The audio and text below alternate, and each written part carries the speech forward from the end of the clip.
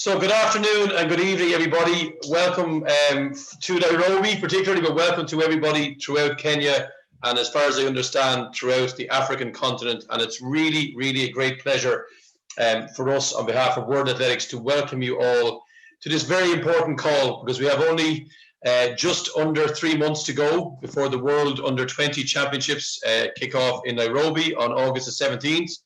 And this is the most important time in the preparations. Every minute counts and there's not a moment to lose. And we know the LOC have been doing some great work in Nairobi. And unfortunately, this championships didn't take place last year, but we know you were reasonably ready last year. So we've had an extra year of preparation this year. So we're looking forward to a really wonderful World Under-20 Championships in less than 3 months' time. There's already 120 national federations have entered the championships. So literally, as soon as the Olympics finish in Tokyo, the eyes of the world will be on Nairobi. And this is why a seminar like this is very, very important to help to educate people and to help them to understand what's in front of them, and hopefully to answer any questions you have, but clearly to make sure everybody is comfortable with the competition management part of the World Under-20 Championships. So before we do introductions of our international guests, I'd like to hand the floor to Ibrahim Hussein, who is the competition director of the LOC.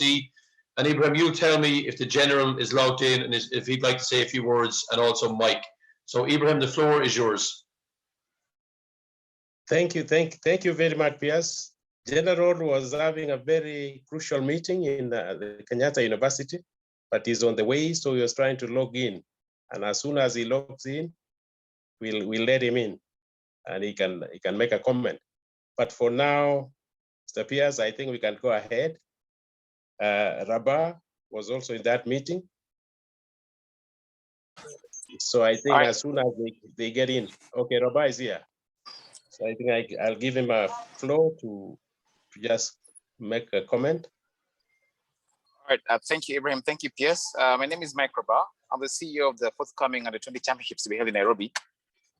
We've just come from a meeting with Kenyatta University, and this is where we'd host the athletes. That's the athletes village. And so I think General's actually in his car being driven, probably the network issues on the road.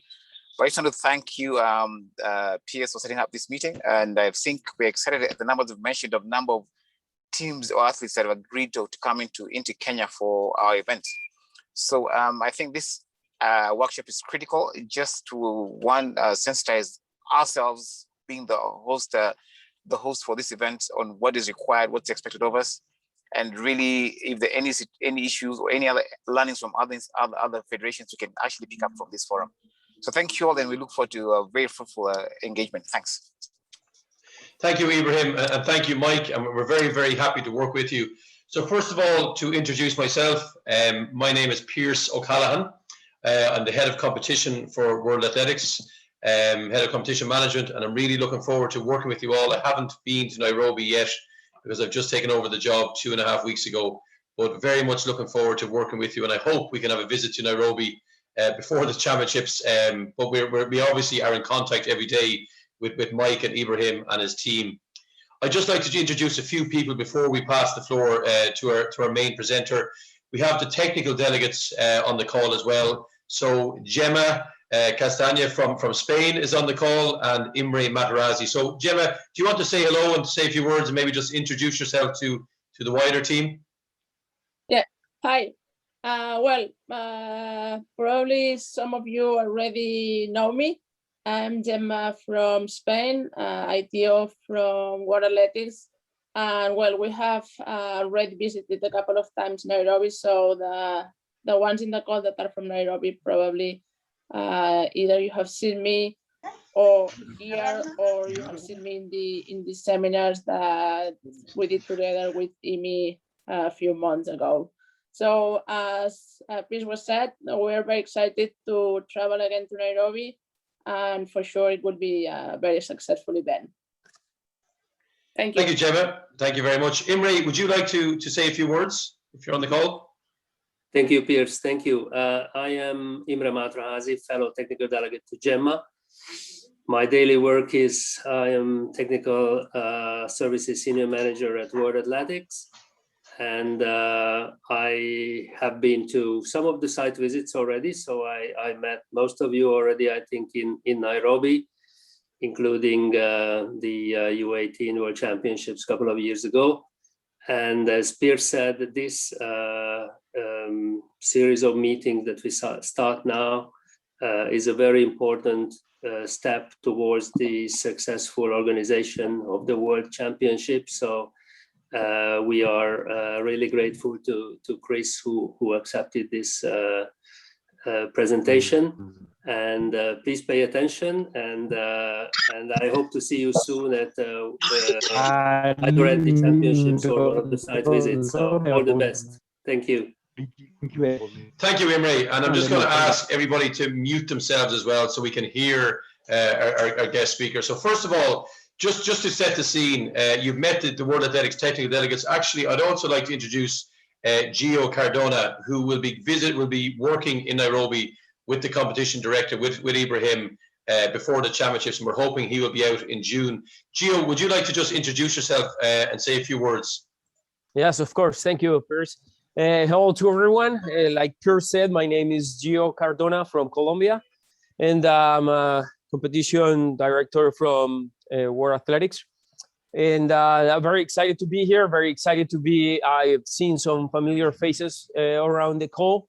I was there for the last World Championship, so very excited to be back. It was challenging, but it was a lot of fun. And I'll be there in a couple of weeks, and let's hope we bring the best out of us and out of the situation and out of the World Championship, and it's going to be a blast. So very excited to be involved, and very eager to be there and working alongside with you guys. Thank you very much, Gio. So just maybe to set the scene, as you'll have already seen, this is the World Under-20 Championships. We have people on this call from South America. We have Gemma from Spain. We have Imre from working in the head office in Monaco, but he's from Hungary. I'm calling in from Ireland. And then we have Chris Cohen, who will be speaking from the United Kingdom, from just outside London. So really, I hope it gives you a bit of a picture about how global the event will be. First of all, I want to spend my best regards from our president, Sebastian Coe. As you know, Sebastian is a big friend and a big follower of Kenyan athletics, and he is really looking forward to the World Under-20 Championships in a few weeks' time, in a few months' time. Clearly, it has not been a smooth journey for anybody on the world. I think we all know the reality of the world we're living in, but we have full faith in the local organising committee and indeed in Athletics Kenya, in your expertise, in your knowledge, and in your passion, and in your dedication to get the job done. And I mentioned already, we're in the last 3 months, and these are the most important months. And to get things like all the implements in place, to make sure all the repairs are done to the competition track and to the warm-up track. And as you can see, Mike and General Tui and Ibrahim are constantly at meetings, checking out the accommodation of the athletes and the transport, etc., and all the COVID protocols. So there's a huge amount of work going on, and we're very, very grateful to the local organising committee for doing all that work. And we're really looking forward to delivering a successful championships, just like we did with the under-18s a few years ago. What I want to do now is focus on the competition management. So you will be aware, to organise any World Championship, it takes a lot of different pieces of a jigsaw. But clearly for everybody on this call, the most important part of any championship is the competition. So yes, we need the airport to be smooth. Yes, we need the buses to be operating from the airport to the village, from the village to the competition venue. Yes, we need the place to be secure. Yes, we need the accreditation to work. We need good food for the athletes. We need all those basic things to work. But the most important part of any championship is the competition. And that's why we're here today, to ensure the competition works smoothly, to ensure everybody knows their job, to ensure if there's any questions that maybe you haven't experienced in Kenya before or in wider in Africa, that you can ask some of our experts on the call today and get a really good overview of how it works. So we've invited Chris Cohen from Great Britain to present on competition management matters. Chris is the competition director for the Tokyo Olympics in July and August this year. He was a competition director for the London Olympics in 2012. He was a competition director for the World Championships in London in 2017 and Doha 2019. And he's the World Athletics technical delegate for the World Championships in Oregon in 2022 and in Paris in 2024. So we probably have the biggest expert in world athletics in competition matters here today, giving up his time to help you guys. We're also returning the call as well, recording the call, I should say, and we'll make this available to Ibrahim and his team so that you can actually look back on the presentation. And if there's any questions you have, we're here to ask, we're here to help you with the questions. What we'll say is, if you can put questions into the chat box, we'll try and address them as we go through the presentation, or if not, we'll have a questions and answers session at the end of the call where you can actually ask any questions. So thank you for your attention. Please keep yourselves on mute so everybody can hear. And without further ado, I'm very happy to hand the floor to Chris Cohen. Chris, I hope you can hear us, and you're very welcome. Maybe to just bring to your attention, Piers, is that we have our colleagues from Africa. Some of them are potential future organizers of these big events. So we have invited them.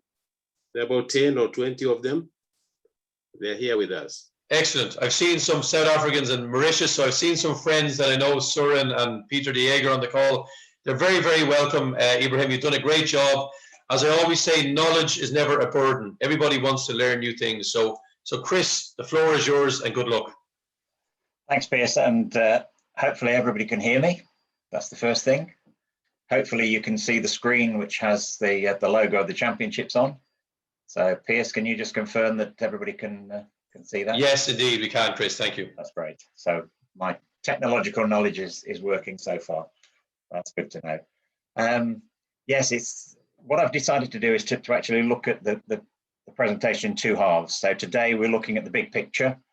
And it's great to know that there are people from other countries in Africa, particularly, who are keen to look at future championships, because what we do today will be really useful for them.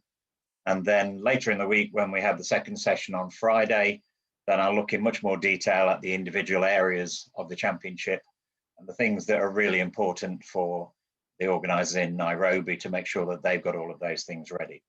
So it's what to expect today if you're putting on a championship, and Friday, more detail about how this particular championship will be being put on and things to remember. As Piers said, if you've got questions, please just put them in the chat box, or if at the end of the session you want to ask questions, then we'll try to answer some of those. What will be really useful as well is if there are particular topics that you want me to cover on Friday, then I'll make sure that I add those into the session on Friday, because you might have a particular job and you're not exactly sure about what you're doing for the championships. And it will be really useful to make sure that if you're not sure of something, you ask the question, you ask me to cover it in the topics, and we make sure that we do cover it so that everybody's as happy as they can be that the championships will go as successfully as I know they will be. I was actually invited to come to the World Under-18 Championships as one of the ITOs, and unfortunately couldn't come because it was right between the World Athletics Championships and the World Para Athletics Championships in London in 2017. So I was stuck in the cold and rain of London while everybody else was enjoying themselves in Nairobi in 2017. So I'm disappointed about that. And obviously we'll be in Tokyo at the Olympics just before the championships take place in Nairobi.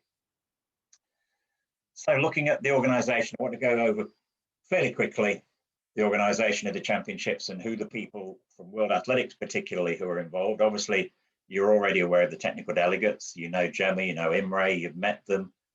They've been to the stadium, they've seen what's there at the moment. They will already have given you lots of advice about making sure the championships will go off successfully. But they're also there to answer any questions you have between now and the championships. So really important that members of staff go through whatever the right channels are within the organising committee. But if you have questions, make sure that both Gemma and Imre are aware of those so that they can make sure they put you at your ease, make you feel comfortable, make you feel confident that you can do a really good job. Next group down there on the screen are the international technical officials. A group of those will come for the championships themselves. They will be the referees of each of the events.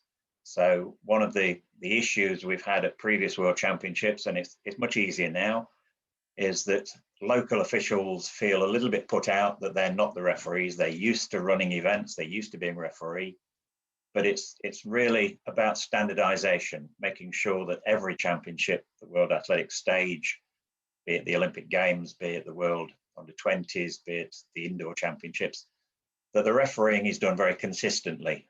And that's why the ITOs now are the referees of each of the events.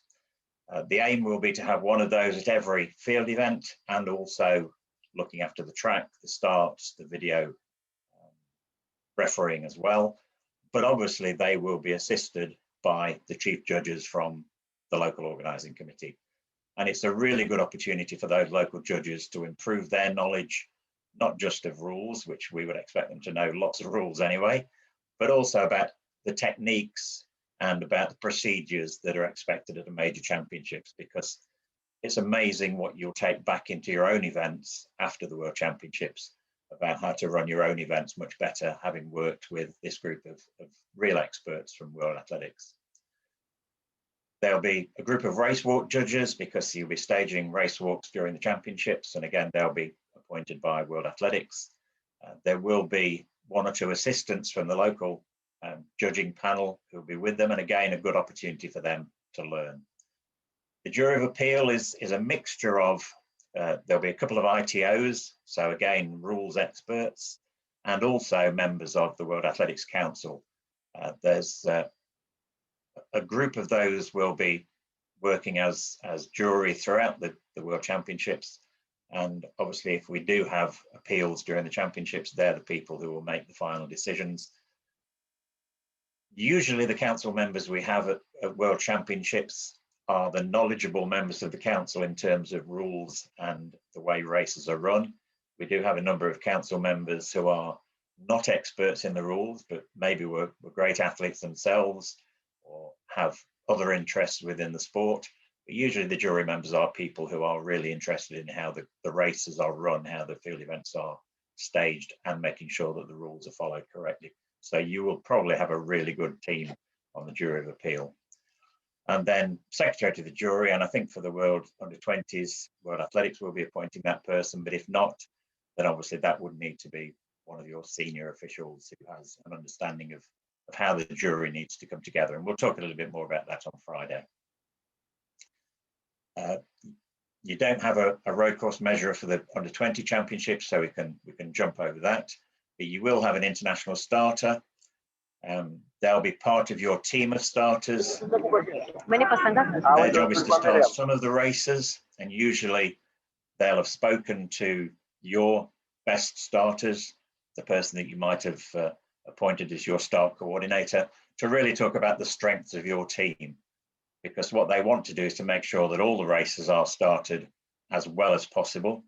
And if there's a feeling that some of the starters are not as strong as some of the others, then obviously they'll work out the duties with the start coordinator to make sure that the risky races, let's say the 100 meters, particularly 110 meter hurdles, 100 meter hurdles for women, that they're started by the best starters. It doesn't need to be the international starter starting those if one of the starters from the panel is regarded as being, a really expert starter.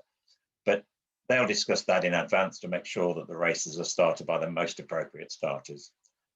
Photo finish judge, and we obviously have Seiko as the provider of photo finish equipment. So we have some real expertise both from Seiko and also from the international photo finish judge.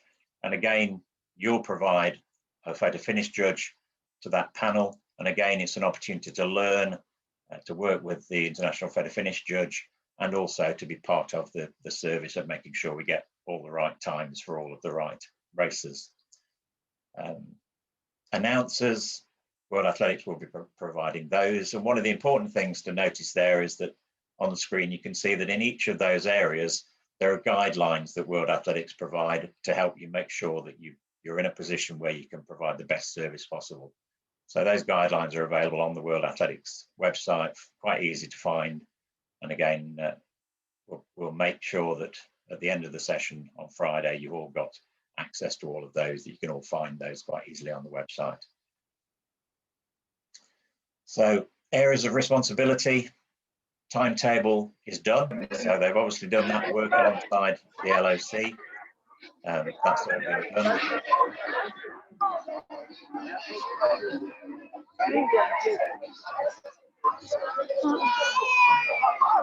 Got a bit of noise in the background. If I can ask whoever it is to mute, please. Timetable is done. I've looked at the timetable on the website, so that obviously a lot of work's been done on the timetable. Pierce mentioned about the venues, and it's not just the competition venue, but it's also the warm-up venue. Any training venues that are in use all have to be ready for competition. Equipment and implements, and again, I noticed that the implement list is on the website, which is great. The NTOs, and obviously there'll be discussions about those and what their positions are during the championships. The technical conduct of the competition, entry standards, which clearly have already been set, and qualification conditions, which are all set out in World Athletics documents. And then the TDs obviously are supervising everything that happens, talking to the timing and scoring partners. One of their jobs is to chair the technical meeting. And again, I'm not sure what the arrangements are for the technical meeting in Nairobi, but we made the decision in Tokyo that there won't be a physical technical meeting. It will be a remote meeting to make sure that everybody's kept safe. So it may well be the same decision is made for Nairobi. Obviously, there have to be communication channels with member federations, both before and at the championships. And TDs are very much central to the information that goes out, but also back from the federations. And then at the end of the process, when the entries are closing, one of their jobs is to manage the process and make sure that the entries are done accurately, that they reflect the needs of the teams, but also the needs of the competition. And then obviously the team services, things like the team manual, technical officials manual, which is often produced at major championships, the way the technical information center is run. So all of those come under the technical delegates and World Athletics, making sure that the LOC have done all of those things. But the LOC is really important in all of that, because they have to make sure that not only are those things being done, but they have people in place who are actually doing those things. So I've put in some titles here that you may not have the same titles for the World Championships. You may give them different names. The Sports Operations Director might be called the Sport Manager, might be called the Head of Sport. There are all sorts of different titles, but it's the person who's actually in charge of the sport. Competition Director is very much a competition time post, a position. And I know that Gio is working with you within that position. Quite often the competition director will also be working for quite a period in front of the championships. So very important. They're part of every decision that's made to be sure that when the competition comes along, they know everything that's going to happen from minute to minute and almost at sort of 30-second intervals, so that they're aware of everything. Meeting manager is really important again in the build-up, because part of their job at the championships is looking after all of the technical officials.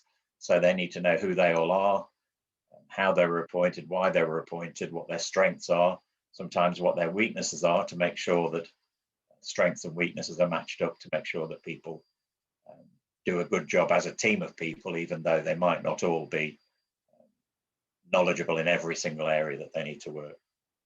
Technical manager, really important. Again, not just at championships time, but well in advance. There'll be lots of equipment will have arrived in the stadium, will have arrived in the city, that needs to be used for the championship, and the technical manager needs to know what it is, where it is, has it been unpacked, has it been prepared, does it work? One of the issues that you'll often find is that throwing implements will arrive, and a percentage of them don't necessarily fulfill all of the requirements and the specifications that are set for them. So it's really important that well in advance of the championships, all of those implements have been checked, labelled, catalogued, and are ready to go, whether they're being used in the stadium for the competition or in the warm-up or being used in one of the training venues. So it's really important in charge of all of that. Event presentation, which is very much again a sort of dual role between World Athletics and the local organising committee. So again, staff need to be in place from the LOC to make sure all of that's being done in advance, so that again, when the championships are about to start, all of the equipment is there that they'll need, that it all works, that all the people know what their jobs are, and that we have a really good liaison in terms of how the competition is going to be run.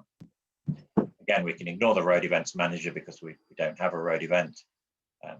Following on from that, team services manager. So World Athletics have a team services manager as well. So it's really important that the LOC have somebody who's responsible for knowing what all the member federations are doing, when every athlete is due to arrive, what equipment they're bringing with them, whether that equipment needs to be stored, taken to the hotel, taken to the stadium.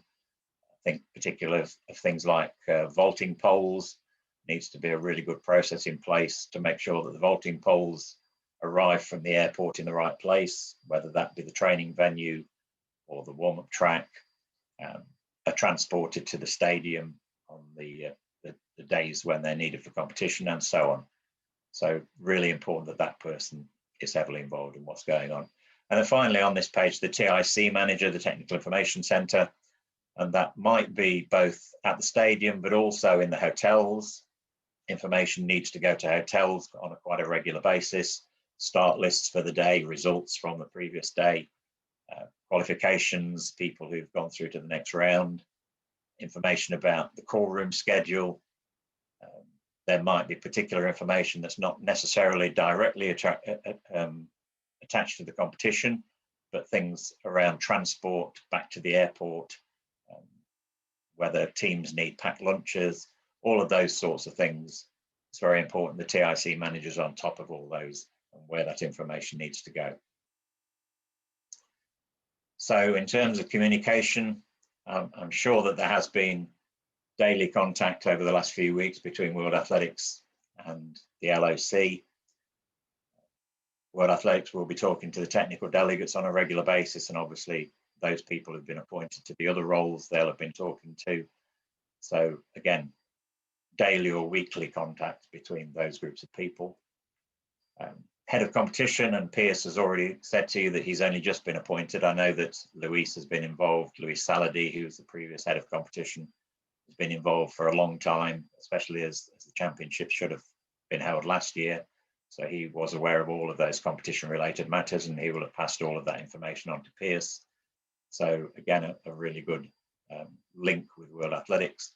And then in terms of team services, and Tony Jorba from the office will be aware of all the things that need to be done, and will have been telling you in the organising committee all of the stuff that he needs to know to get out to the teams, and also the things that you need to know in order to hear what the teams require. And then of course there's the probably weekly contact between the competitions department and the member federations, not just for the World Under-20s, but obviously for all the other competitions that are happening. And it's important that the member federations pick up the information that you've told the competitions department that needs to be passed on to the members about this particular competition. And then of course there's the M circular, which is the member federation circular, which goes out to member federations. And part of that is their invite to take part in the championships, and all of the information that's required to come back again from member federations to World Athletics, and then be passed on through to you as the organising committee. In terms of planning, obviously we're well on the way down the line of planning for this World Championships. So the structure and the staff of the local organising committee are already set. There may well be a number of staff still to come on board, particularly at competition time, but all of that needs planning in advance. So future organisers, if there are people on the call this afternoon from other countries who are planning to think about staging the championships, they need to make sure that they have a plan in place for the structure of their organising committee, for the structure of their staff. How many of them need to work for 2 years in advance? How many for 1 year in advance? How many come on, with 3 months before the championships? And then how many more people you actually need for the competition itself? Selection and confirmation of venues, and I know there would have been discussion not necessarily about the main venue, the competition venue, because that's a superb stadium, so there weren't any worries about that. But obviously there's a need for a warm-up track that has all of the facilities that it requires. There's a need for training venues, for things like a weight training equipment and all of those sorts of things. So all of that will have been discussed as part of the planning with World Athletics. And then the operational planning in terms of the staffing and the job that each person will do. And again, that's both leading up to the championships and during the championships. It's really important that every single person knows before they reach the championships exactly what they need to do during the championship. And one of the really useful things, really hard work to do, but really useful, is the daily competition planning schedule. That way, everybody who has a job to do gives their input about what they'll be doing or what they think they need to be doing during the championships and then in the lead up to it. And then obviously that's observed, it's looked at, it's analysed to make sure that everything that does need doing is being done by somebody. So really important. Always useful for future organisers to attend the championships, the previous championships, so that they get an idea of whether they are capable of staging it. And I know that Kenya will have done that in the lead up to bidding for this championship. And again, as was said earlier, if the people who are thinking of staging the championships in a future edition, then it would be really good to have them in Nairobi to see how it's done, both to see all of the things that they could do the same way, but also the things that they might want to do in a slightly different way to see if they would work in a different way. So to bounce ideas off the people who have done it this time, to bounce ideas off the technical delegates and bounce ideas off the World Athletics staff. So really useful to do that. Test events, and again, I'm not aware of what the test event is or was for this year's Under-20 Championships, but very useful to have a test event of some description. It can be something like the World Athletics Continental Tour meet with some extra events thrown in. For Tokyo this year, we had our test event 10 days, a couple of weeks ago. And basically that was a mixture of the Continental Tour meet in the evening, which is 2.5, 3 hours of televised athletics. But in the morning session, we did all of the extra things that we needed to do to make sure that we were ready for the World Championships. So events with qualifying rounds in to make sure we understood how athletes would enter the field of play and leave the field of play if they qualified. Heats and semi-finals of track events, so that the whole process of analysing the qualifiers, getting that information back through the system, making sure athletes were ready in the warm-up track and at the call room, ready for their second round of competition. So all of those extra things that need to be done. And then, of course, key milestones, knowing when you have to have done things by. Again, I'm not sure when the team manual needs to be out, but I know that Luis will have been and Pierce will be pestering to make sure that that's ready on the dates that it needs to be ready, that all the information is in the team manual, that it's available to teams and that it's updated if anything changes. So really important that everybody has those milestones from the day that the championships are awarded right through to the departures of teams leaving the stadium, leaving the hotel, leaving the city. So Gemma mentioned she's been on site visits, and Imre been on site visits. Other members of World Athletics staff will also have been on site visits. The TV productions team will have been, the Seiko team will have been. So all of those things will have happened. The event presentation team will have been to discuss how the events will be presented and to give some ideas. So all of those visits made in advance. Hopefully lots of notes taken, hopefully lots of learnings from those site visits so that people were ready to correct things that they maybe didn't do for the test event, or do them in a slightly different way if they worked but weren't necessarily the way that World Athletics wanted them to be. Resources, I mentioned a few minutes ago, some of the guidelines. Here's a list of I think these are all of the current guidelines that are on the website. And there you can see the address at the bottom, worldathletics.org. So the competition rules, very important that all of the technical officials have the latest competition rules. It used to be that those rules changed every 2 years, and there might be a few changes. And as long as you had your little rule book in your hand, even though it was printed maybe 1.5 years ago, that it was up to date. Things have moved on quite a lot since then, and rules change on a regular basis, probably every 3 to 4 months. If the council meet, they may change 1 or 2 rules. So it's important that you're aware of any changes that have happened to the rule, and that certainly in advance of the championships in August, that all of the technical officials have been given the link to download the latest version onto their phone or onto their iPad. And they've also checked to see how different that is from their printed copy that was produced last year. So really important that you have the most up-to-date competition rules. Technical regulations to do with the championships, and again, they will have been produced by World Athletics for this particular championship. They're issued every couple of years, and again, the latest version of those is on the website. So the document covers all of the World Athletics events, so the World Championships, the World Under-20s, the World Indoors, and so on. So important that certainly at least the chief officials and all of the management staff have read those and are aware of what the regulations are. Technical delegates guidelines, and I know that both Gemma and Imre are on top of those. Obviously, Imre was responsible for helping to write those, so he would certainly know those inside out. And the ITO guidelines, again, all of the ITOs who will be present in August will have read their guidelines to make sure that they know exactly what their role is and how they do that. I say it has changed over the last few years now that they're the referee of each of the events. Starting guidelines, and again, it's really important that all of the start team from Nairobi have all read those starting guidelines. You will be working with the international starter, as I mentioned, but it's important that you've also read those guidelines. Event presentation guidelines, again, not so important for us in competition, but we do need to know how they're going to present the events in order to make sure that we can run the competition as well as possible. As an example of that, again, looking towards Tokyo, I just completed the first version of the call room schedule. And in that I've left columns.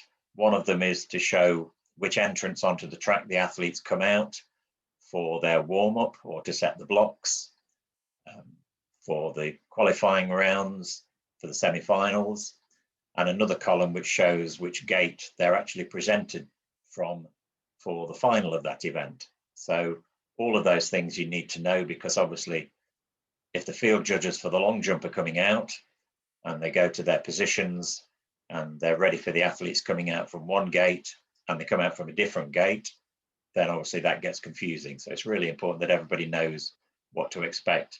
When the athletes have warmed up in the long jump final, they need to be taken back to a gate, maybe, to be presented to the TV cameras. So again, you have to know which one it is you're taking them back to, otherwise there'll be confusion, the event will start late, and obviously lots of people will be very, very upset that that's happened. Next one, the infield management guideline, really important, vital that not just the chief judges, not just the management group, but also all of the judges themselves, the umpires, the field judges, have all looked at that, because what's really important is firstly that as few people as possible are on the field to do the job, so that the spectators who are there can actually see the athletes doing what they've come to do, and the television cameras can see the action, but also that everybody knows exactly where they stand or sit to do their job, because the worst thing in the world is for an official to be standing in his position and the TV camera is set up and the person who's doing the job is standing directly behind the TV camera and can't see to do their job. So it's really important that you look at the infield management guidelines, you take note of them, but then you also talk to the other people who will be on the field of play, like the TV company, like the photographers. So talking to the photo manager to make sure that you know exactly where those photographers are, you know exactly where those cameramen are going to be, and they don't interfere with you being able to do your job, and likewise you don't interfere with them being able to do their job. There's a set of guidelines for video recording, because again, much more important now that we have real good evidence of anybody who breaks the rules. So any infringement on the track, any athlete who breaks the rules on the field, really important that we have good video recording of those incidents, and therefore there have to be guidelines as to how we use that video information to make sure we come to the right decision, that we disqualify the right athletes, that we give those athletes the right of appeal, and so on. So it's important that the people who are involved in that read those guidelines.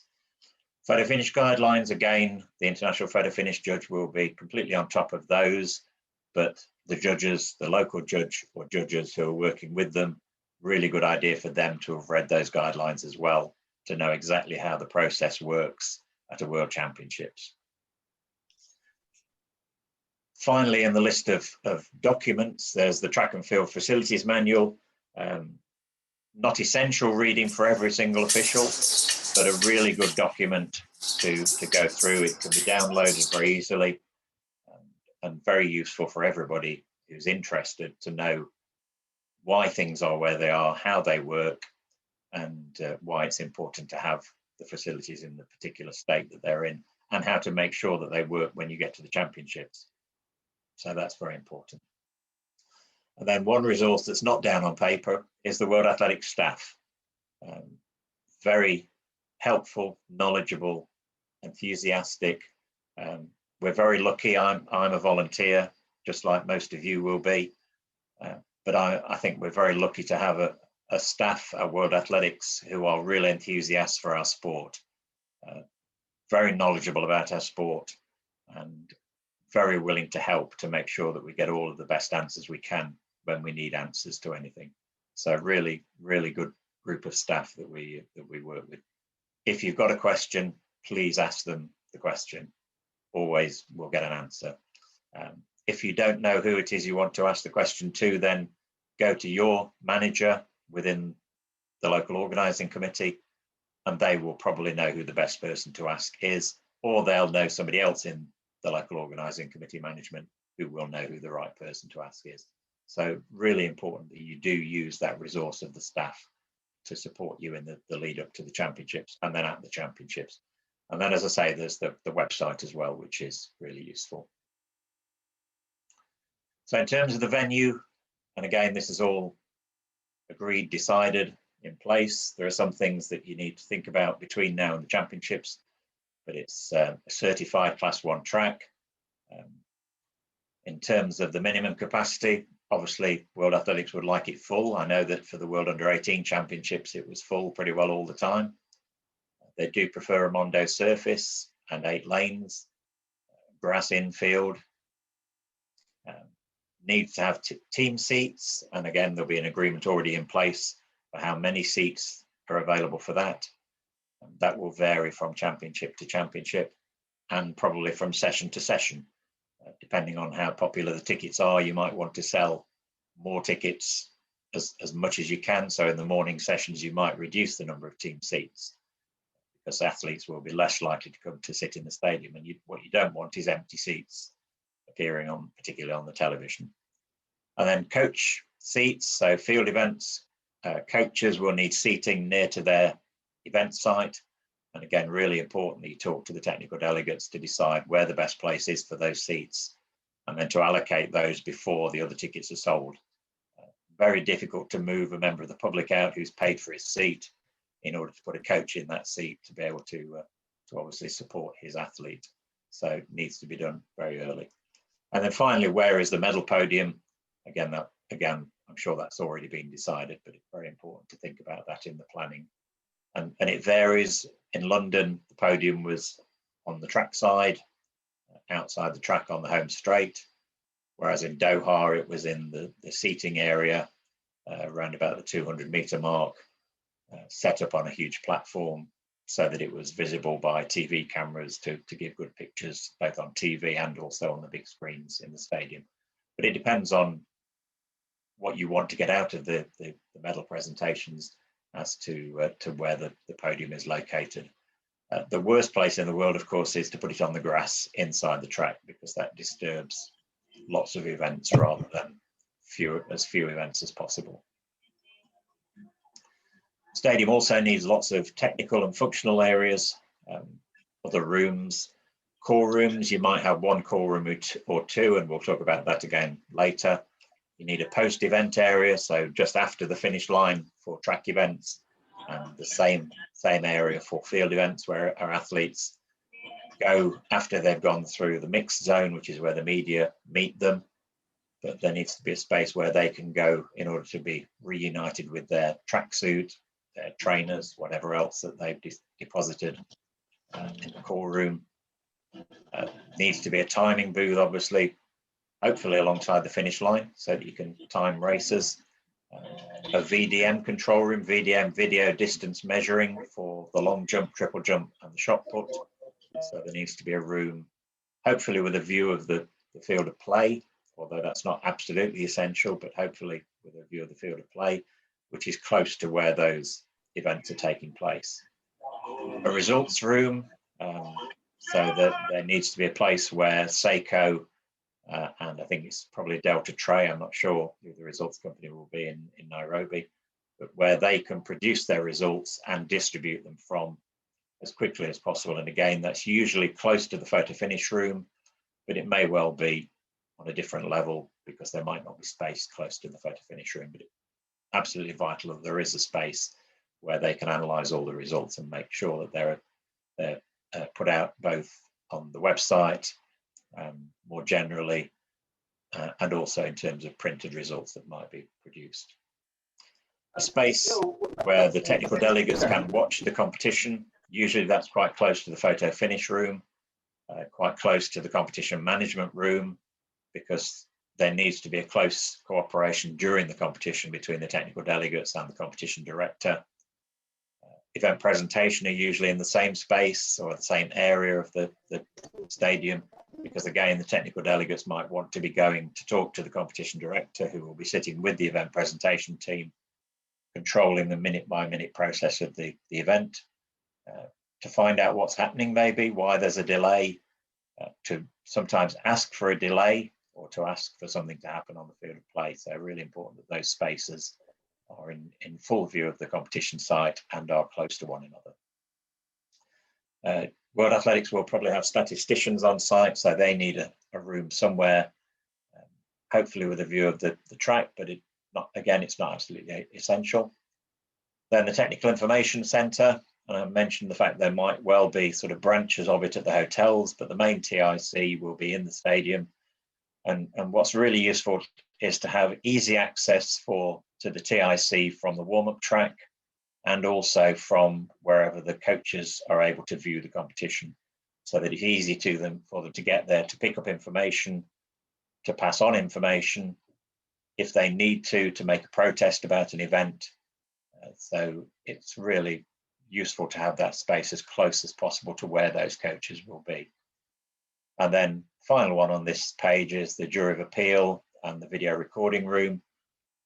They need to be near to one another. And again, if they can be fairly close to the TIC, so that if there are protests, it's possible to bring the coach to come and have a look at the video recording before the coach needs to then make an appeal against the decision that the referee has made. So really useful.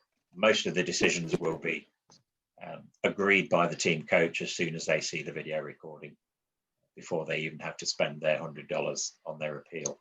But it's really useful to have those rooms close to one another and close to the TIC. The important thing that goes with some of those rooms is that they also need technology, be that a television set, a recorder, a video recorder, communication systems, a competition information system, so the little monitor with the results, live results. So all of those need to be set up, so there needs to be the opportunity to have cabling of electricity and also data into a lot of those rooms. Warm-up venue, and I've seen the pictures of the stadium with the warm-up venue just a couple of 100 yards away. So really important that the warm-up venue is close by. There have been occasions at previous championships where athletes have actually had to catch a bus from the warm-up area to the track. Not ideal.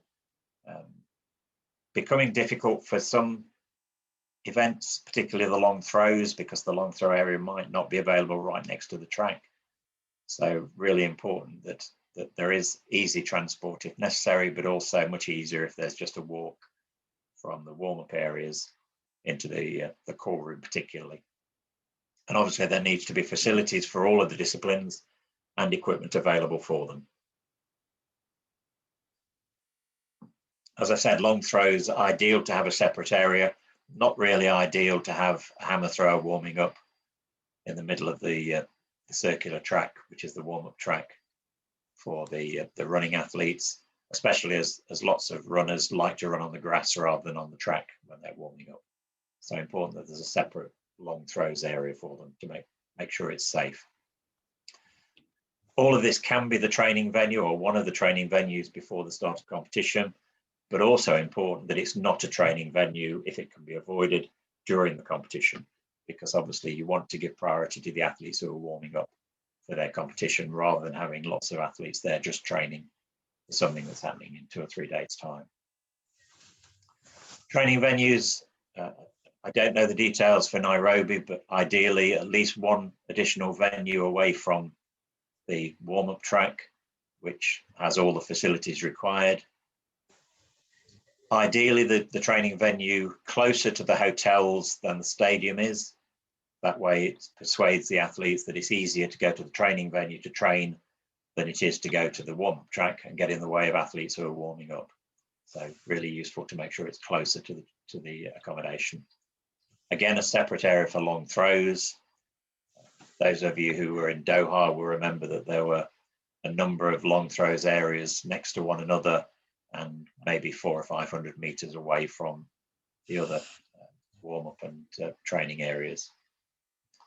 As I mentioned, close to the athletes' accommodation, and it won't be 24 hours, but you do need to discuss with the technical delegates when it's open, what dates it's open, and then agree those and publish those well in advance so the athletes know exactly what time they can train on which days. And particularly for long throws, if you only have a restricted area, then maybe for 2 hours you have discus throwing training, and then the next 2 hours you have javelin throw training, and the next 2 hours you have hammer throw training, so that athletes know that they get a good period of time to do their training without being interrupted constantly by somebody who wants to throw a javelin across the discus area and so on.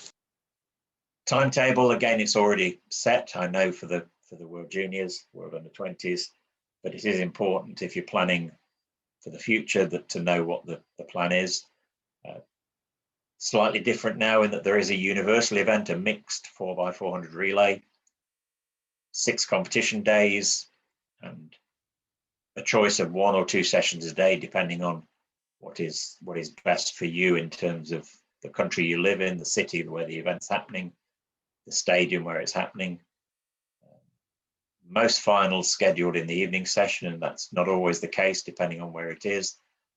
But obviously in Africa, because the time zone is very similar to Europe, then the likelihood is that that's what you'd want to do, because you'd have the biggest population viewing on television during the evening, which is the European spectators. But it is something to think about. And then you need to think about balancing the needs of the athletes, the spectators in the stadium, as well as the television audience.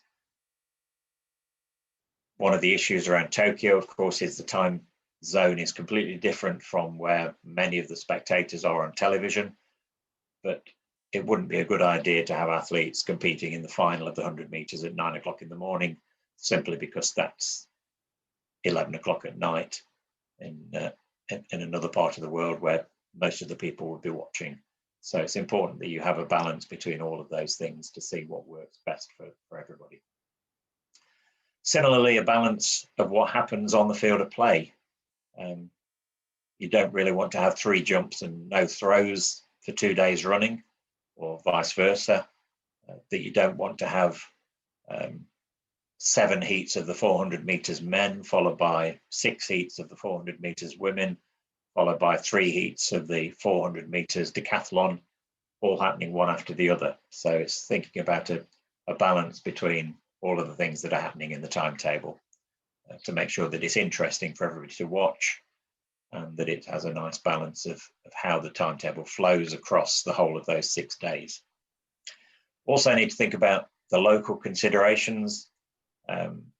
One of the things that we looked at in London was that we'd like to have the possibility of a medal on the first day for a British athlete if it was at all possible. And obviously for us, the possibility came with the 10,000 meters on the first evening. that we had a reasonable chance of getting a medal with Mo Farah. Obviously, that works at least as well in Nairobi because you have some fantastic distance runners. So again, it's a really good idea to have an event that might have a medal winner in the first session. Really just to make everybody, you know, who's watching at home on television in your own country, all the newspaper reports that come out the following morning will be really positive, really enthusiastic about the championship, and saying what a fantastic idea it was to have those world championships in your country, because you've immediately won maybe a gold medal or another medal in the first evening of competition. Other considerations, you know, are there any famous athletes who aren't necessarily from your country, but who everybody recognizes?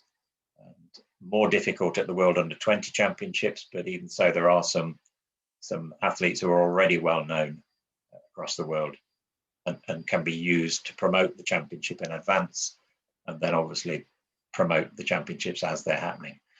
The other big consideration is the weather, and we never had that problem in London because it rains all the time, so we weren't worried about whether to do things at certain times of the day. Whereas in Doha, clearly we couldn't be holding events at 2 o'clock in the afternoon because the temperature was around about 45 to 48 degrees. So the weather had a big influence over Doha in terms of the timetable, but very little influence over what was done in London. So again, that's something important to think about when you're staging the event. You'll propose the start times, and I noticed that the start times of each of the sessions for Nairobi will be different from what they might have been in another country. That might have to do with the working hours of people who can get into the stadium. It might have to do with the weather, the temperature. It might be to do with the transport that's available to get people to the stadium. So all of those things need to be taken into account. And then in terms of the competition itself, needs to be what I've written down there as dynamic and impactful. In other words, a 2 hour, 2.5 hour session of finals, particularly. The morning sessions might be longer because you've got qualifications to get through. Depending on how many heats of each event you've got, they might take longer than 2.5 hours. But certainly the final sessions need to be really brisk, really exciting, and effectively going from one bit of excitement onto another one, rather than having periods where nothing really is happening that people can take an interest in. And they're sort of forced out of the stadium to go and get a Coca-Cola and a hamburger or something. You want them to be there and interested for the whole of that period of the session. So looking at the timetable you've set up, and your evening sessions are effectively afternoon sessions because that works for you in Nairobi. Morning sessions, as much of the events done before it gets too hot at lunchtime. So again, good morning sessions, and then that afternoon session to hold the finals. And you can see the flow of those finals through that period of 6 days.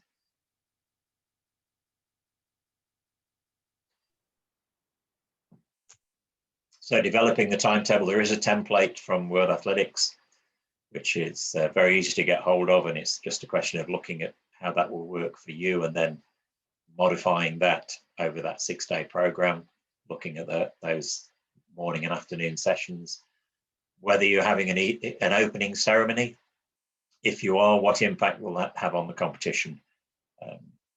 And I have to say that the worst thing you can have is inviting 3 or 4 local politicians or national politicians and asking them to make speeches. You can guarantee that even if you say to them and they agree that their speech will last for 4 minutes, you can guarantee that any politician, given the opportunity to stand in front of a microphone, will speak for at least 15 minutes.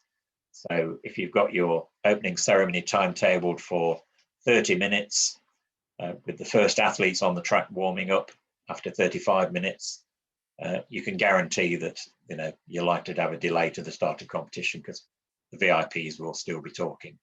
So very important that that opening ceremony is timed in such a way, and the speeches that have to be given are given in such a way that you know it will be finished before the first event in the timetable is due to happen. Devastating to have a major world championship like the World Under-20s, first event due to start in the afternoon session at 2:30, and you're late starting, you can imagine the impact that will have on everybody, and then the assumptions that everybody will make that you can't possibly stay on time for the rest of the 6 days because you couldn't even start on time. So it's really important that the opening ceremony doesn't have a great influence over the beginning of the competition. And then in terms of the timetable, we mentioned about getting the events that you want on certain days for your athletes. And again, in Nairobi, obviously it's a country of good distance runners, so maybe making sure that you've got an event each day with a gold medal chance of a distance race for at least one of your athletes, so that there's a boost every single evening with a medal chance. And the same for television, so that the audience watching on television want to stay watching the event from the very beginning of the session right through to the end. And then in terms of event presentation, there are always little spaces in the timetable. Important to fill those as best you can and not have gaps with nothing happening at all.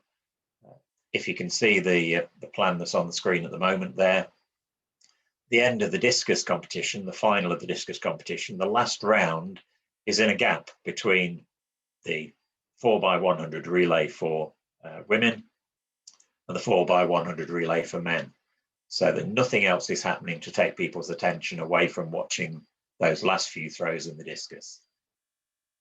High jump final, not so easy. You never know quite when a high jump final will finish, but there is a space between the 5,000 meters and the decathlon 1,500 meters, where the chances are that that high jump will be reaching the most exciting point.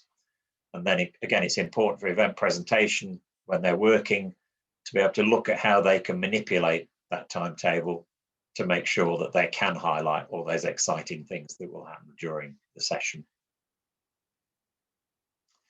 So timelines, and I've worked roughly on this. So just over 2 years talking about the principles. By 2 years out, the LOC has said what it wants to happen in terms of start time.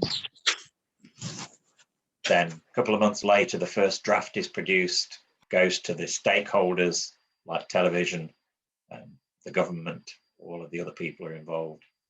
At 18 months out, they meet and discuss, and then a couple of months on, they have a final draft. For some reason, I've left in IAAF there instead of World Athletics, but the World Athletics Council will approve it.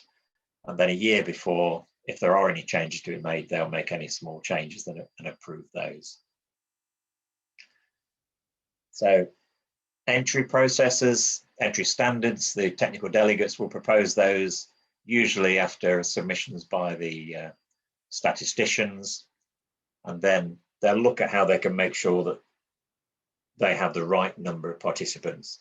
Obviously, if the standards become too easy, too many athletes enter, and the championships become too difficult to stage. If they're too difficult, then not enough athletes will enter. And I know again that for this year, that's very difficult because of the situation with COVID.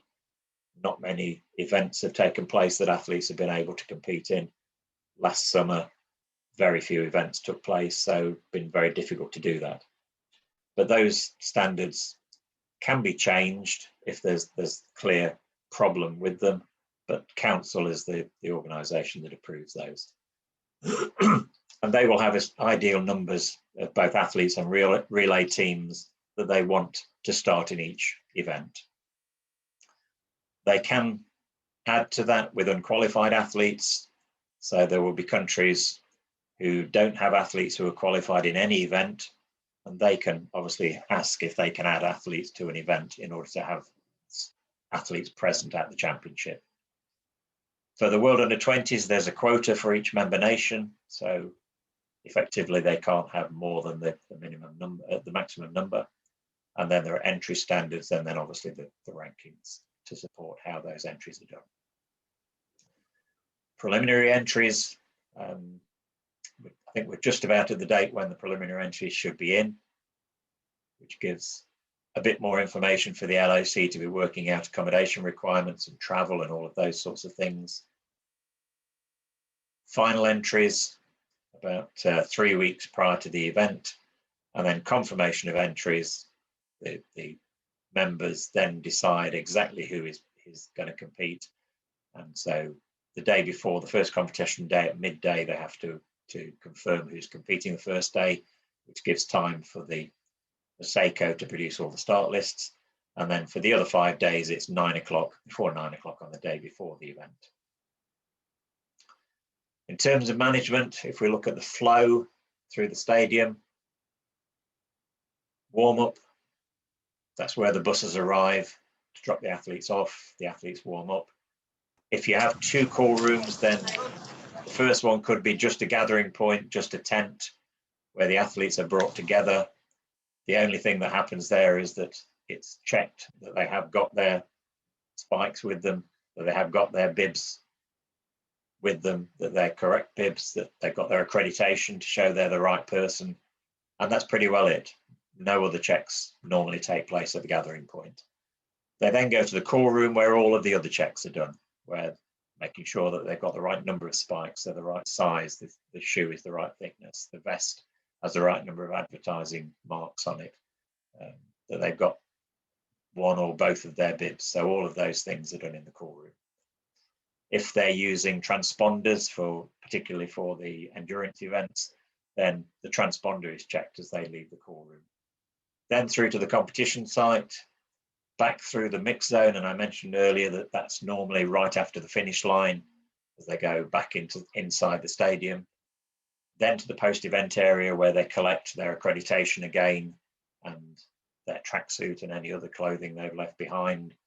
And then depending on how successful they were, they could be going to a medal ceremony, they could be going to a press conference, they could be going to anti-doping, or if they weren't successful at all, they could just be going back to the warm-up track to cool down, to prepare for catching the bus to go back to their hotel. So there needs to be a really clear flow, and it needs to be very obvious how it works, that people, particularly the athletes, can't get lost on the way, that it all works without having to double back. And again, particularly in these times of COVID, you don't want people going in 2 directions in a narrow corridor. You also don't want athletes going against the flow of other athletes. So if they're going from the warm-up track to competition and they're already under escort, you don't want the possibility that somebody else can hand something to them who's going in a different direction in the same corridor. So it's important that there are clear flows. On the field of play, the technical delegates are in charge. Basically, they have the ownership of the field of play. Whatever they tell you, you have to do. Usually they'll have a discussion with you. They won't tell you things. They'll have a discussion, but they are in charge. It's really important, and I mentioned this earlier, that you have as few people on the field of play as you can actually manage to stage the event with. There will be the people that we need for competition, and there will be people that we really don't want, but we have to have, like the television crews, like photographers. So it's really important that we all keep down to the fewest number of people we can to make sure that the event can be run and can be seen being run. Similarly with equipment, the equipment needs to be the minimum that required for the event, needs to be put in place before the event starts and not moved until after the session has finished. So really important, and we'll talk about that on Friday in terms of movements of people and of equipment. And I mentioned to you, there is a recommended number of officials on the infield management guidelines, really important that you keep to that. So here we've got an example. This is just one event, which you can see quite clearly there. So looking at how many or how few people you actually need there. And you can see the equipment. And you can see that if you were to put that in place, the circle itself and the cage is fairly clear of people. There's no need for people to be too close to the cage and to the circle to make sure that everything can be seen. And we'll look at some more of these on Friday in more detail. So here you can see field of play. Top left picture shows one of the field event boards. The position it's been put is well beyond where the the shot is likely to land. You can see that there are two lines down, a white line which shows where 14 meters is, and a yellow line which shows what the qualifying distance is. So if you look at the little chart on the top right, that shows you again an example. So for the shot put, the qualifying mark was 20 meters 70, and the technical delegates decided the other line would go down at 19 meters. The aim is to try to have, depending on how many athletes you've got, about just over half of them landing their implements somewhere between the two lines, and then about 15 or 20% getting beyond the qualification, and about 15% of the throws not reaching the white line, so that most of the throws land between the lines, the sector lines you put in. And that's not just the case for qualification, but also in finals, so that there's a good visual spectacle of what's happening, and that people know when they watch what a really good throw is, but they also know what a really poor throw is, and the athletes obviously are also interested in what's a good throw and what's a poor throw. And if you look down at the picture on the bottom right, you can see that there are not too many people there. You know, the infield looks fairly clean. Really important to keep it that way.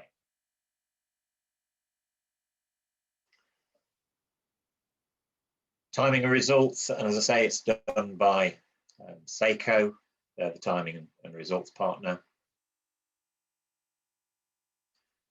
All of the timing and scoring is fully automatic. There'll be VDM, video distance measurement, for long jump and triple jump and shot put. And the race walk, even though it's in the stadium, I think there is electronic communication, so that the board which shows the athletes who've had a yellow paddle or a red panel are shown all on an electronic board. So the video replay system, and again, we'll talk about that later. Hawkeye have been the official system that's been used in the last few events. First time, I think, with London 2012, and it's been used at a number of other events and all World Athletics events since 2015. Effectively, they add their own cameras to those that the host broadcaster is using. So the more cameras the host broadcaster is using, the fewer additional cameras you need from Hawkeye. They might add things like the beginning and end of the relay box in each of the relay changeovers. Something that's directly in line with the break line in the 800 meters. So depending on where the host broadcaster is putting its cameras, then you need to decide where the extra cameras go. And you need the highest quality of pictures you can get. So, you know, you can slow down, you can zoom, you can have a look at the pictures in real close-up. And then again, there will be at least one video referee. And again, I don't know the arrangements for Nairobi, but in Tokyo, there are two video referees, one for track and one for field. But also very important that you have at least one experienced official supporting that, also in radio contact with the officials on the field, but also somebody managing the process, making sure that every time there's something that they look at, that they log exactly what that incident was, whether it was taken any further, whether it went to protest, whether it went to appeal, or whether it was just something that was marked just in case somebody came along and asked a question about it. But everything needs to be logged exactly what moment it was in every race or every field event when something happened, so you can find it again really quickly. And the important thing is that the video referees need to make decisions really well, but also really quickly, because obviously people are waiting for the results. So it's really important if they see something, they decide on it. The call room, and I mentioned that sometimes you have two call rooms. If you only have one, then everything gets done in the call room. For 2017 in London, we only had one call room because the warm-up track was only 50 meters from the entrance to the stadium. So the call room was directly in the middle between the two of them. Worked really well. Whereas for 2012, because the warm-up track then was much further away, about 400 meters away, we had that gathering space and then a final call room right next to the start line at the 100 meters. So really important that you know what you've got and that you use them as well as possible. And then the typical layout, and again, I don't know whether you've got to the point where you've designed the call room, but again, important under normal circumstances, but certainly important under COVID, is that you have a one-way system. So the athletes come in at one end and they go out at the other, and they go through their bays without having to double back and mix with too many other people. And then in the corner, you'll have your results service, so that if anybody doesn't arrive, they can immediately enter the fact that there's a DNS, a did not start, for that particular event, which goes through the system. And for example, the announcers will know that there's somebody not coming, the starters will know that there's somebody not coming, and that system obviously is really important. In terms of the competition processes and procedures, the technical delegates will decide on qualifying heights, qualifying distances. So they'll have looked at the statistics for every event, and they'll have decided on what they want as the qualifying standard. What they don't want to risk is having a qualifying standard that would, they think, let 12 people through to the final who qualify, because if you miscalculate and a couple of people get personal bests, suddenly you've got 14 or 15 who've qualified for the final. But likewise, they don't want to have a system where all 16 of the triple jumpers, for example, have to have 3 jumps and none of them qualify with the qualifying standard, that you have to then search through the results to get the best 12 from the 2 groups of 16. So you want some in each of the groups to do the qualifying distance, but not everybody, so that maybe you've got 7 or 8 qualifiers, and then the next 4 will qualify because they've got the next best distances. The other thing they need to do is to look at the qualification heights and then progressions for the high jumps and pole vaults. What usually happens is that they'll look at the statistics, they'll announce those to the teams, and there's often one of the teams will say, well, our decathlete isn't a very good high jumper, can we start 3 centimeters lower? You know, there will be requests come from teams, so it's possible that they will amend those after they've already had a discussion and decided them. But the important thing is that for particularly the qualification high jump pole vault, they start at a reasonable height so that all of the athletes have an opportunity to clear the opening height, but they also then reach the qualifying height without too many steps in between. You don't want the qualifying session to last 4 or 5 hours. You want it only to last 1.5 to 2 hours at the maximum. So not too many heights in the process. For the track, the normal process is that if the track does have 9 lanes, you only use 8 of them, unless you need the 9th one in qualifying rounds. And the 8 lanes that you use tend to be lanes 2 to 9, but that will come after a discussion usually with Seiko as to where the best focus for their cameras is.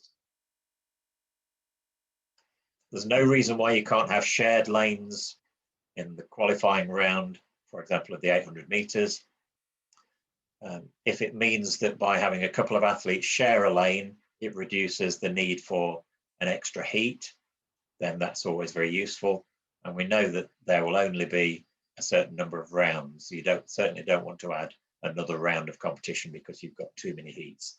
So there's no reason why you can't have shared lanes, and that will be again a discussion and a decision that the technical delegates will make. And of course, there's always the possibility that if you have a large entry for particularly the 10,000 meters, because it's a straight final, and the 5,000 meters likewise, then you may have to have a split start.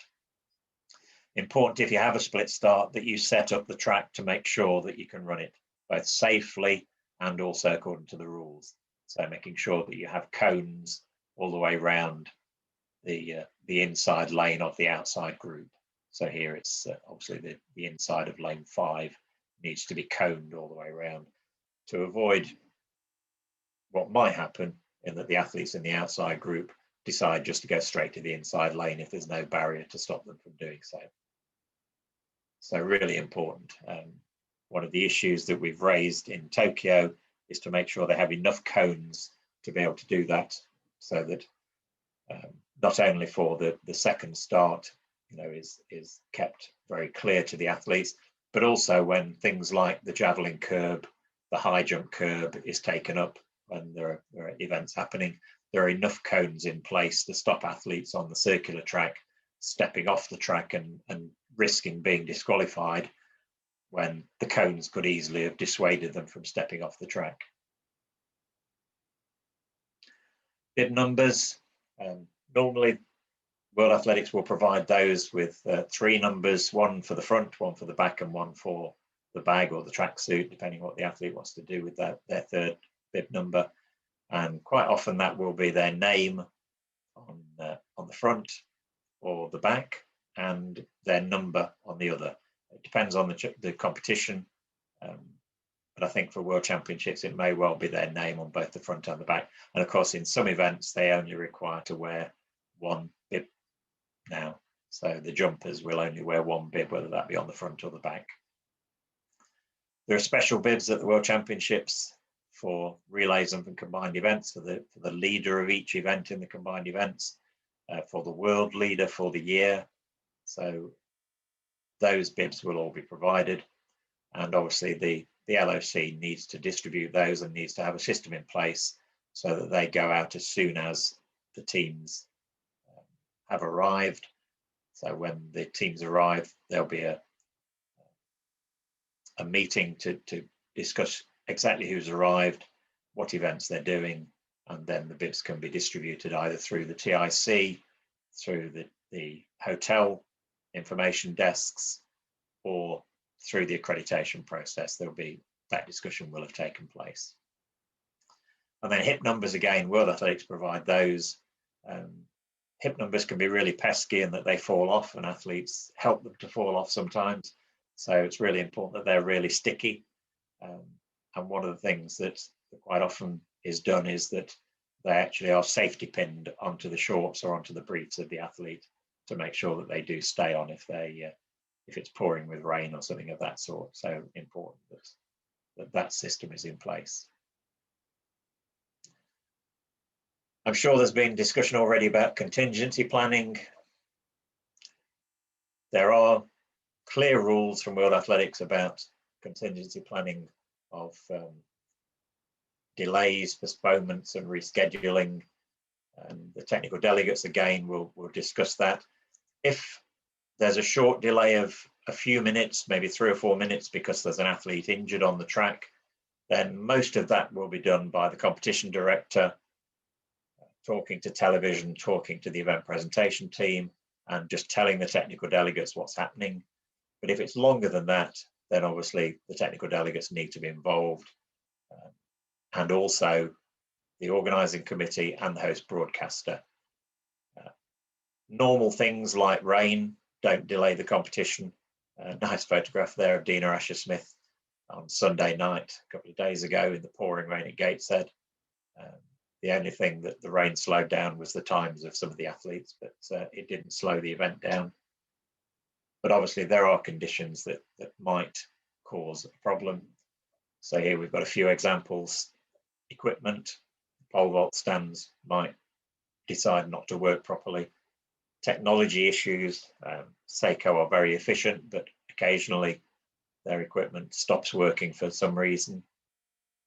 One of the things that we've tended to do is to give the field boss of Seiko a radio on the same channel as the competition director, so that if there's an issue, the competition director can tell him to go immediately to the area where the problem lies. So it saves time. There might be structural issues. I was in Christchurch in New Zealand just before the earthquake struck. Fortunately, the structural issue didn't occur during the competition, but there are problems that can occur. There might be issues with behavior of spectators. I was in Doha a few years ago, and I was told that the year before there'd been a problem with spectators from different countries who were in the stadium, who worked in Qatar, and who got, shall we say, a little lively because athletes from their own countries were running against one another. So you might need to have a delay to solve things like that. Safety and security issues, again, very, very unusual, but it's always possible that somebody leaves a bag in an area where it shouldn't be left, and therefore you have to close that area down. Power could always be a problem. I've been in stadiums where the power's gone out during the competition. Obviously, there's no choice but to stop until it starts up again. Heavy rain on the track surface itself. The Commonwealth Games in Glasgow, we had an issue on the last evening with the pole vault. We had to constantly remove the water from the runway, so that delayed the event overall. Obviously, the event continued, but it was slowed down considerably by having to keep moving the water. Electrical storms are always an issue, particularly in countries where they're well known to cause problems. The wind can always cause a problem, and obviously poor visibility could cause a problem. So there are all sorts of reasons why you might need to have a delay, and you need to be ready before the start of competition to know how you would deal with them. So a delay is for competition that's not yet started, or that you've actually interrupted it after you've started. If you can restart it and you can finish it before the normal scheduled time is expected to stop, or by extending it for a few minutes, then that's called a delay. And the technical delegates can decide on that. They may have a discussion with television to make sure that they're still on the air for another 15 or 20 minutes. Usually the television company will be very happy with that, but it does need to be at that level. A postponement is when you know you can't finish a session within the timings you've got, and therefore you need to reschedule something to a different session. It could be that the whole of a session that hasn't started yet has to be postponed, or even a whole day. Happens very, very rarely, but again, you need to know what you will do if it happens. The discussion we had in Glasgow about the pole vault on the last evening of competition was that effectively there was no chance of a postponement, because there was no opportunity to do the pole vault on a different day because it was the last day. So there was a process in place to say, well, if it isn't finished by the end of the session, or it can't even be held, then it will have to be cancelled. But obviously, had that been on a previous day, there would have been in place times when the event could take place over the next 3 or 4 days to make sure that it was held. And again, all of that needs to be discussed, because there are issues not just within the stadium, but also for transport. You know, if you're going to continue with the session by adding the session from the day before, it's going to last maybe another 2 hours.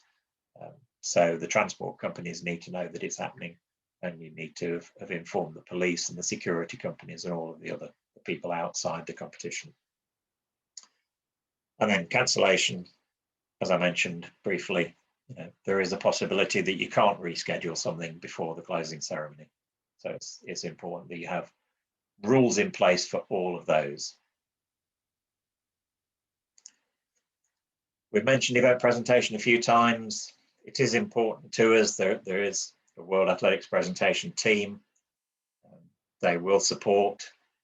It's fully integrated with television, because obviously you need to be doing the same things as television is doing at the same time to make sure that they're not interfering with one another. And the important thing is that you do tell the story of the championship. So really important that lots of good planning goes into that. So here's an example of just 12 minutes and 30 seconds of the planning for the test event in Tokyo a couple of weeks ago. You can see that's how detailed it is, down to 30 seconds. So the columns as they go across, the first column is what's being said. So at 12:27 through until 12:29:30, there's the 400 meter hurdles women's final. They came on at gate 3 and were introduced one by one during that 2.5 minutes. At the same time, in column 2, the sort of orangey color there is the athletes' warm-up and preparation, block setting and so on, which started before 12:26, so it's not shown on there. And then the red bit is the race itself. So it started at 12:30 exactly and was all over by 12:31. And so on down the left 2 columns. The third column's empty because there wasn't a high jump during this time. The fourth column is in red, showing the pole vault was actually happening. The blue column, the long jump was actually happening. The next column is the warm-up for the shot put. So again, it's that orange color.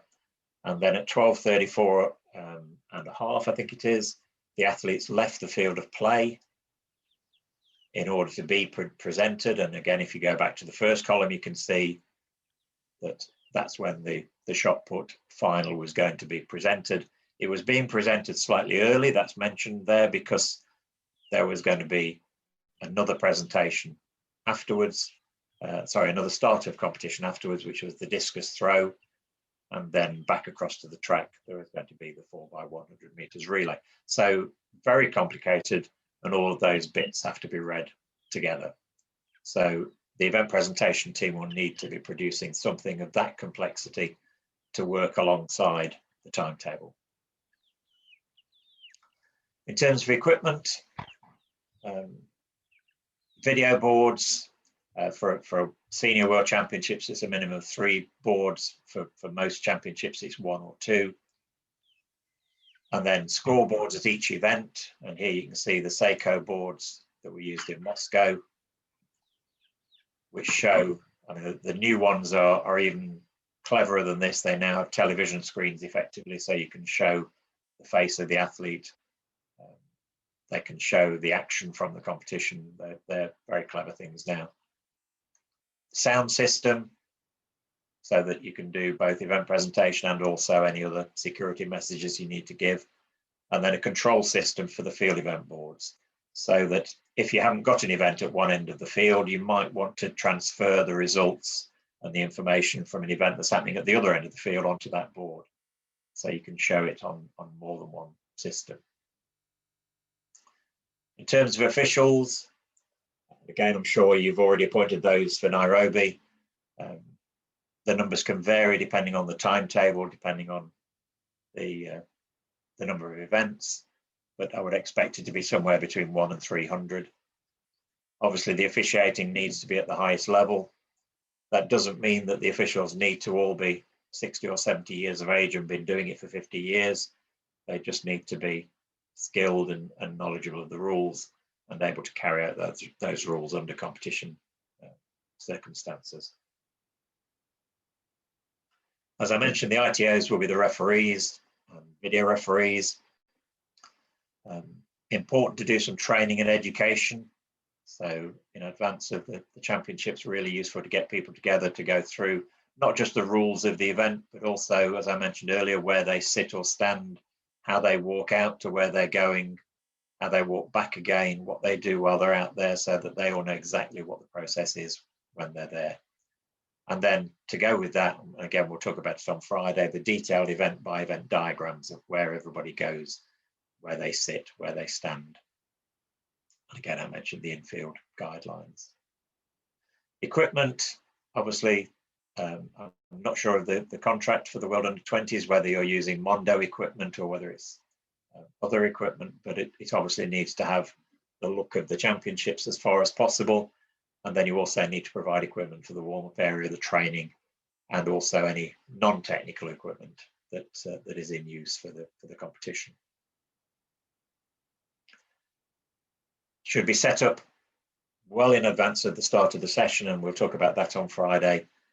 It's one of the discussions we've had for Tokyo, to make sure that they know what time every piece of equipment has to be on the field. And it might be that you set up the morning session at the end of the previous evening session. And that will depend on things like, does the grass have to be cut? Is it being watered? Can you leave the field event boards out overnight? So there are all sorts of things like that. But it's possible to set up the morning session before the officials have left after the evening session. And then nothing is moved during the session. And that's not just the large equipment that we're using, but also television cameras should only be moved if they're being moved from one place to another to be used. They shouldn't be moved off the field of play during the session, and nothing else should either, unless it's absolutely necessary to do so. The throwing cage, television seem to have preferences in different countries. Often it's a black net that they want. But here you can see a picture with a white net. So the colour is quite important to them. And also the fact that it should be being able to be lowered as quickly as possible. The netting should be able to lower when the event's not in use. And I mentioned field event boards. Again, you need to have a plan as to where you're putting them, what events they'll be used for, and how those events will switch when they're not in use. I saw the implement list, so that's good. It may be that private companies will offer you some implements to use, and there will have been a date by which that was finalized. Again, for Doha, we had 3 companies who provided free equipment for the competition, quite a number of implements. And then obviously the athletes can bring their own implements along as long as they're not on the official list, and use those. So again, they have to be readily identifiable with a certification. So the technical manager needs to check that to be sure that they're on the list. Sometimes the color of the implement isn't the same as is on the list, but usually there's a reason for that. We had an incident a few years ago where the German team had their discus painted in the colors of the German flag, which was different, obviously, from the color that was on the list. But as long as you can identify it as being a certified implement, that's fine. If they're put into the competition, then everybody can use them, but you can only let them in if you don't already have those for the competition. And then again, important that the equipment officer has recorded all of the stadium equipment beforehand, catalogued it all, knows exactly which ones are going out to which competition, and then the officials on the field write down which implement is used by which athletes during the competition, so you can identify them right throughout the competition. As well as for the competition, it's always a useful piece of information, and one of IMRE's roles at World Athletics is to identify implements that are used a lot and therefore should be recommended to be bought by the next organising committee. So if you've got implements that nobody wants to use, then there's no point in buying them at the next championship, because they'll just be a waste of money, and obviously implements can be very expensive. So that's information that he finds useful in order to make recommendations for the future. Team services, the team manual, and again, tends not to be a hard copy in terms of 1,000 copies nowadays, but just on the website, updated as time goes on if more information comes or if different information comes. And that's obviously been the case this year with COVID, that more information has come forward as time's gone on as to how changes will be made, how processes will go through. But obviously it's important that if it changes, then the member federations must be told there's a change so they can check it. And then a small number of hard copies available when people arrive. We mentioned the TIC and the fact that there can be 2 of those. In fact, there can be more than 2 if you've got more than one hotel. The main TIC is in the stadium for the distribution of information, start list results, protests we talked about, and then any questions. It may be that the team want to send a letter to the technical delegates or send a letter to World Athletics, or it may be the other way around, that the technical delegates want to send a letter to a particular team or to all the teams. So they would go through the TIC, and also nowadays they'd go through electronic means so that people receive those perhaps as a WhatsApp message, so that they're told if there's a change to an entry time, time or something else. And then the second line of information is what's often called the competition information desk, which is placed in each hotel or each accommodation, whether it's the university accommodation. And again, the same sort of information, but also things like transport information. Questions for the technical meeting can be handed in there. If there's a road race, then personal drinks information. So anything that can be done at the stadium can also be done there, particularly when the teams aren't in the stadium. So in the period before the championships start, there might not be access to the TIC, it won't be open yet, but there will be an information desk in each of the hotels for those questions to be asked or to be passed on. As I mentioned earlier, I don't know whether there will be a physical technical meeting. hopefully in the future versions of the championships, there definitely will be. But the things to think about are that this should happen 1 or 2 days before the competition. It's an opportunity for the technical delegates to give out information and to tell people the starting heights, the progressions, the qualifying distances, any other information they may need. It's an opportunity for maybe the president of the organising committee to speak to the teams, just to welcome the team leaders, as well as the technical delegates and the competition director to say what's going to happen during the competition. So shouldn't last too long. It used to be that the questions were received in advance of the meeting from the teams. You know, they might want to know, quite often the questions they ask are things they've already been told, but they haven't read them. You know, which end of the field is the high jump going to be in for the men's qualifying, even though it's already on a map, it's already on a timetable. And it used to be that those answers were given at the end of the meeting by the technical delegates reading them out. Nowadays, what tends to happen is that the questions come in, the answers are written down, typed out, and handed out to everybody as they come into the meeting or as they leave the meeting, so that everybody has a copy of every question and every answer, rather than taking time telling them and then giving them the answers. And quite often there'll be a separate medical meeting to talk about the medical procedures, both for the first aid, but also for accidents, for any medical procedures that are going on. It might be that there's research going on at the event that the medical staff can talk about, what the expectations are for the teams in terms of medical procedures, and then often some words about the doping processes, anti-doping processes at the competition. So for you as an organising committee, there are lots of meetings to arrange and attend. Many of them the technical delegates need to be at. So here's a few of those. Briefings of various sorts. So you need to make sure that all the right people are at those meetings, so that they're prepared for the information they need to give and the information they need to receive. And that's pretty well all I want to say today. I'm happy to hand back over to Piers if he's got any questions that he's picked up during the session. And then, as I say, we'll go into some more detail about some of the processes and procedures in each of those areas on Friday. So Piers, back over to you. Thank you very much, Chris. That was really, really worthwhile, and a big thank you to you for sharing your time with us. There was lots of comments in the chat box about knowledge being power, and that's certainly the aim of today. It was to share as much knowledge as we could with Ibrahim and his team, and from that point of view, we're very, very happy that it went down well. There's 167 people on the call, so it's a lot of people to manage in terms of questions, and not many questions came in through the chat box.